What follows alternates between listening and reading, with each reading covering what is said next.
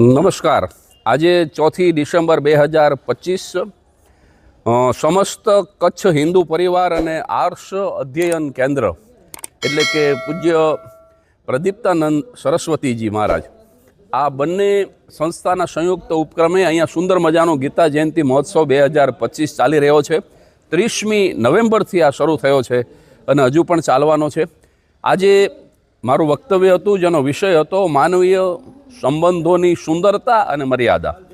માનવી વચ્ચેના સંબંધોમાં શું સુંદર છે અને શું મર્યાદા છે એના વિશે 55 મિનિટ હું બોલી શક્યો। અને આ ભુજ ટાઉન હોલ એની એક પણ ખુરશી ખાલી નહોતી અને લોકોએ સરસ રીતે આ પ્રવચનને માણ્યું। અને ત્યારબાદ દરરોજના ક્રમ પ્રમાણે પૂજ્ય પ્રદીપ્તાનંદ સરસ્વતીજી મહારાજ એ ગીતાજી ઉપર પ્રવચનો કરે છે। આજે એમણે સ્થિતપ્રજ્ઞના લક્ષણો વિશેની ચર્ચા કરી અને એમનું પણ મનનીય પ્રવચન સાંભળવાનો મને અવસર મળ્યો।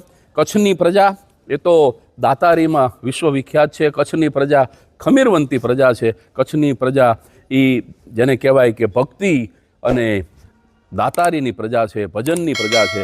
એટલે અહીંયા જ્યારે જ્યારે આવું છું ત્યારે કચ્છીની વચ્ચે બોલવાનો અત્યંત આનંદ આવે છે। વધુ એક વખત એ આનંદ પ્રાપ્ત થયો છે। સૌનું કલ્યાણ થાવ। હરિઓમ।